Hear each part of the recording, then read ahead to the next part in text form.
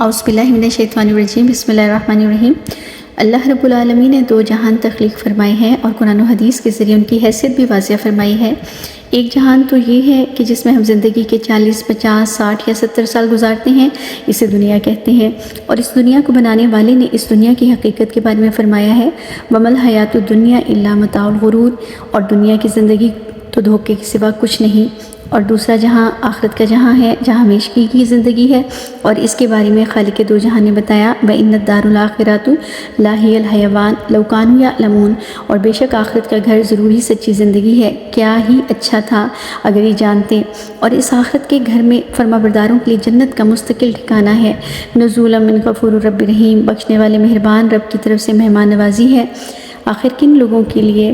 اور فرمایا جنہوں نے کہا قالوا ربنا اللہ ثم استقاموا، اللہ ہمارا رب ہے، اور پھر اس کہنے پر جم گئے، ان لوگوں کے لیے اللہ نے فرمایا ان اللہ اشتری من المؤمنین انفسهم واموالهم بان لهم الجنہ، بے شک اللہ نے مومنوں سے خرید لیے ہیں ان کی جان اور مال جنت کے بدلے۔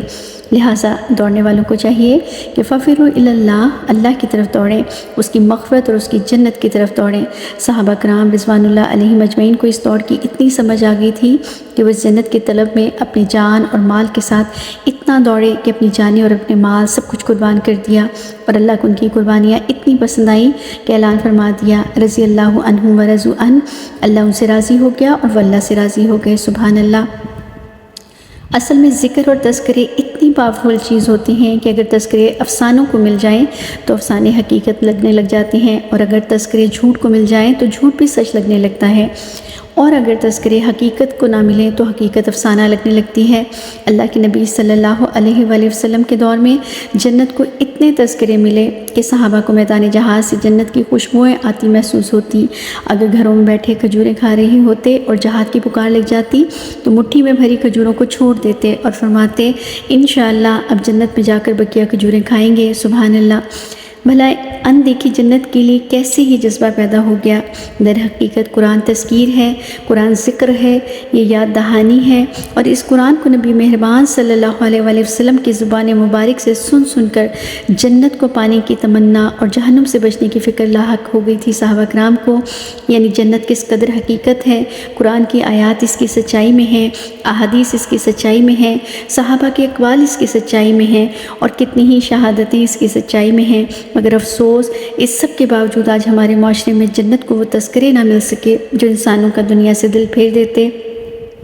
اور اس جنت کی برعکس یہ دنیا کہ جسے دھوکے کا گھر، مکڑی کا جالا، مچھر کا پر، لاب و لہب اور متاع الغرور کہا گیا، اس کے کتنے تذکرے اور چرچے ہیں۔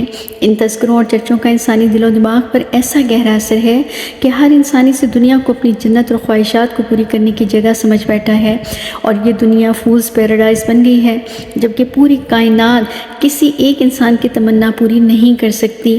ہر انسان ہمیشہ جوان رہنا چاہتا ہے، مگر کون رہ سکا ہے جوان؟ ہر انسان ہمیشہ صحت مند رہنا چاہتا ہے، مگر کون رہ سکا صحت مند؟ ہر انسان ہمیشہ امیر رہنا چاہتا ہے، ہر انسان ہمیشہ خوبصورت نظر آنا چاہتا ہے، ہر انسان ہمیشہ پرسکون اور بے غم رہنا چاہتا ہے، مگر کون ہمیشہ امیر، خوبصورت اور بے غم رہ سکا ہے؟ جبکہ جنت وہ جگہ ہے کہ جہاں رب تعالیٰ اہل جنت سے پوچھ پوچھ کر ان کی تمنائیں اور خواہشات پوری فرمائیں گے، حتیٰ کہ جہنم سے نکلنے والے آخری کلمہ گو کو اللہ سبحانہ و تعالیٰ جو جنت عطا فرمائیں گے، وہ جنت بھی دنیا سے 10 گنا بڑی جنت ہوگی۔ سبحان اللہ۔ اور وہ جنت وہ جگہ اور وہ ٹھکانہ ہے کہ جس میں ایک مرتبہ داخلے کے بعد کبھی وہاں سے خروج نہ ہوگا۔ جنت وہ جگہ ہے کہ جہاں باغات کے نیچے نہریں بہتی ہوں گی، جنت میں گھنے سائے ہیں، سیاہی مائل سبزہ ہے، پھلوں کے خوشے اہل جنت کے لیے جھکائے گئے ہیں۔ جنت وہ جگہ ہے کہ جہاں اہل جنت مسندوں پر آمنے سامنے تکیے لگائے خوشگپیوں میں محو ہوں گے، کم سن خوبصورت خادم لڑکے جن کی عمریں کبھی نہ بڑھیں گی، جنتیوں کے خادم ہوں گے، جنتیوں کے شیشوں کے محل ہوں گے جن کے اندر کی جانب سے باہر کا خوبصورت نظارہ ہر آن دکھائی دے گا۔ نیک ازواج اکٹھے کر دیے جائیں گے، نیک والدین اور نیک اولادوں کو اوپر والے درجوں میں اکٹھا کر دیا جائے گا۔ سبحان اللہ۔ اللہم اجعلنا منہم۔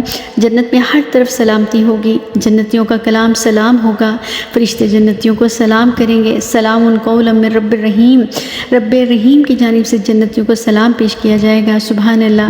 اہل جنت کو سونے چاندی کے کنگنوں سے آراستہ کیا جائے گا، باریک دبیز ریشم کے خوبصورت لباس پہنائے جائیں گے، جنتیوں کے لیے ہر جمعے کو ایک نما بازار لگے گا جہاں جنتی فقط اپنے حسن میں مزید اضافے کے لیے جائیں گے اور پہلے سے کہیں زیادہ خوبصورت اور حسین ہو کر واپس آئیں گے۔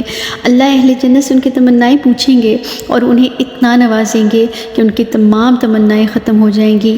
پھر اللہ فرمائیں گے کچھ اور بھی ہے تمہارے لیے۔ جنتی حیران ہوں گے۔ اللہ فرمائے گا تمہارے لیے میری رضا ہے، آج کے بعد تمہارا رب کبھی تم سے ناراض نہ ہوگا۔ یہ سن کر جنتی جھوم اٹھیں گے۔ اللہ فرمائیں گے رکو، اس سے بڑھ کر بھی کچھ ہے تمہارے لیے۔ جنتی کہیں گے اللہ آپ کی رضا مل گئی اور کیا رہ گیا؟ اللہ سبحانہ و تعالیٰ فرمائیں گے میرا دیدار۔ سبحان اللہ، اللہم اجعلنا منہم۔